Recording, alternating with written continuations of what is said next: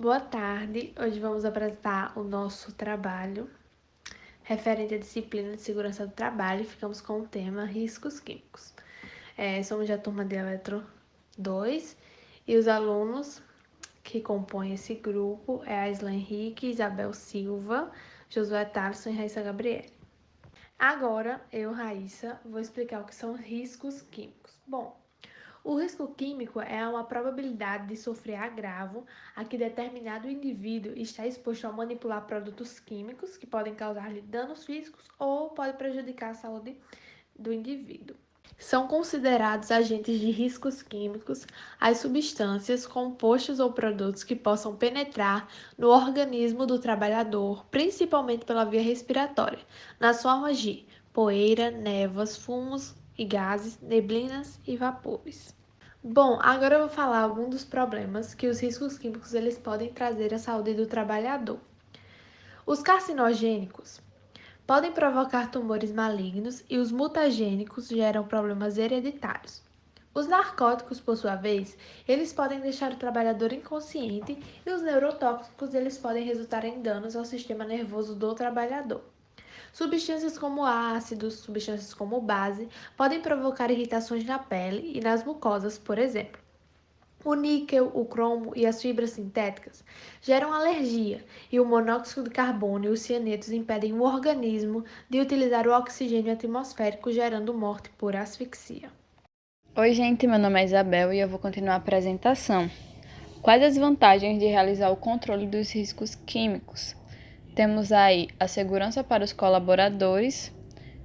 Os acidentes, eles são muito danosos, gerando crises e traumas físicos e psicológicos. Além disso, podem trazer danos irreparáveis.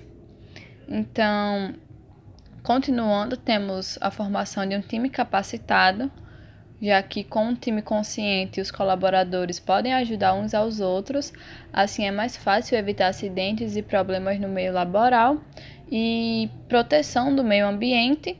Nos dias de hoje, manter um empreendimento que degrada o meio ambiente e joga resíduos poluentes no ecossistema compromete a imagem da empresa e pode acarretar multas pesadas.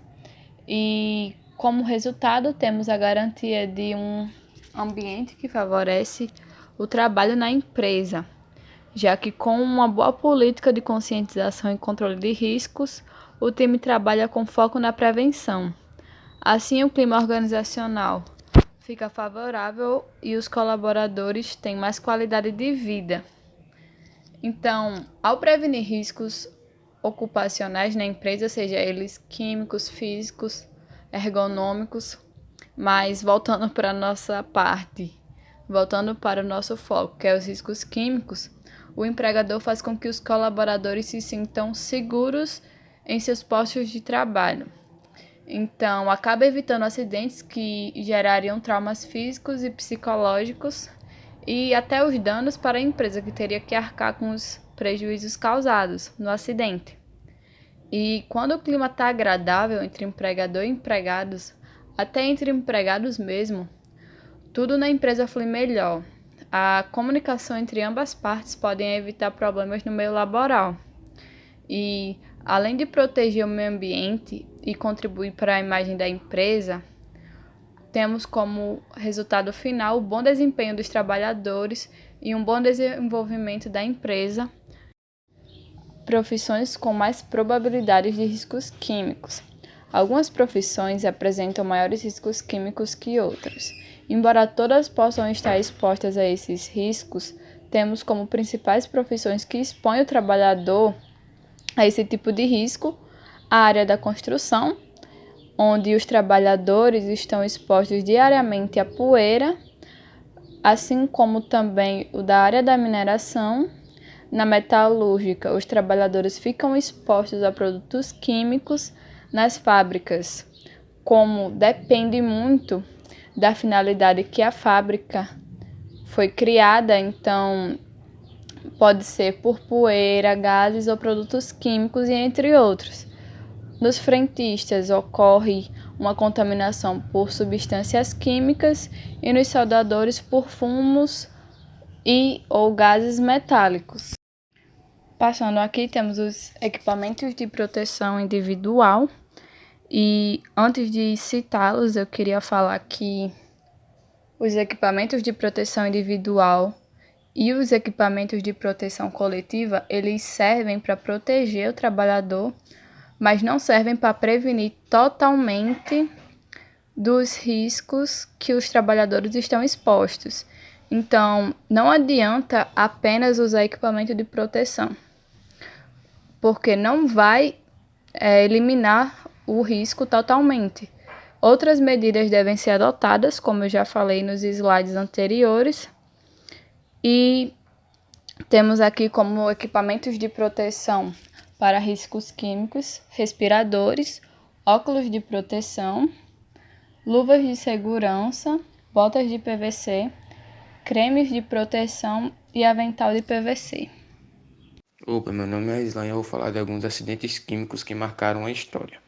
Na primeira imagem, vemos um acidente que ocorreu em Bhopal, na Índia, no ano de 1984, no dia 3 de dezembro. Ele ocorreu da seguinte forma: durante a madrugada, cerca de 40 toneladas de gás metilcionato, o MIC, vazou de um tanque estacionário da fábrica da Union Carbide e se dispersou para a atmosfera. Esse gás, no dia seguinte, matou 2.000 pessoas e mais de 300 mil pessoas estavam intoxicadas. E estima-se que 8.000 pessoas morreram durante as primeiras 5 semanas.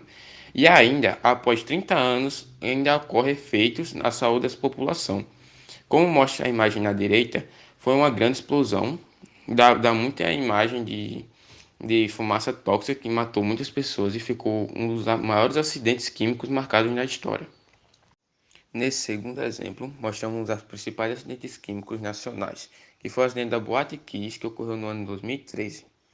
O incêndio da boate ocorreu em Santa Maria, no Rio Grande do Sul, na madrugada de 27 de janeiro de 2013, numa festa que visava arrecadar fundos para a formatura de estudantes de agronomia da Universidade Federal de Santa Maria. A casa estava lotada. Durante o show da banda Gurizada Fandangueira, o vocalista usou uma luva com efeitos pirotécnicos que acabou as faíscas incendiando a espuma acústica que era inadequada para o local. Os extintores de incêndio estavam vazios e o fogo se propagou. A combustão do material liberou um gás tóxico de cianeto, o mesmo usado em câmaras de morte pelos nazistas. Morreram 242 pessoas. Esse acidente químico mostrado na imagem ao lado, alguns bombeiros socorrendo as pessoas, marcou a história do Brasil, passou em vários jornais, comoveu boa parte da população. Foi um dos principais acidentes químicos naquela época. Agora, nesse último exemplo, vou mostrar mais um acidente químico nacional. Esse acidente químico ocorreu na cidade de Goiânia no ano de 1987 e ficou conhecido como Césio 137, o pesadelo de Goiânia. Um dos casos mais recentes do desastre envolvendo a radiação no Brasil aconteceu em 1987, em Goiânia. Dois catadores de lixo e curiosos foram responsáveis por desencadear um dos maiores acidentes envolvendo o isótopo Césio 137. Ao vasculhar as antigas instalações do Instituto Goiano de Radioterapia, também conhecido como Santa Casa da Misericórdia, os dois catadores encontraram um aparelho de radioterapia abandonado. Atraídos por seu brilho, ambos tiveram a ideia de levar o dispositivo para casa, o que acabou resultando na morte de centenas de pessoas. A situação só foi contornada porque a esposa de um dos catadores levou a cápsula de Césio 137 para a sede de vigilância sanitária, que identificou o elemento e conteve o problema. Foi muito marcado essa história em Goiânia e foi um dos principais acidentes químicos no Brasil. Bom, meu nome é Josué e eu vim dar alguns exemplos de riscos químicos na área da eletrotécnica.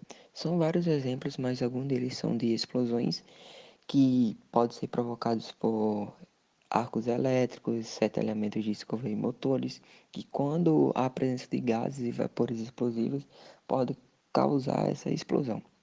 E o outro exemplo é de incêndios que podem ser provocados por curtos-circuitos, principalmente quando há presença de materiais inflamáveis.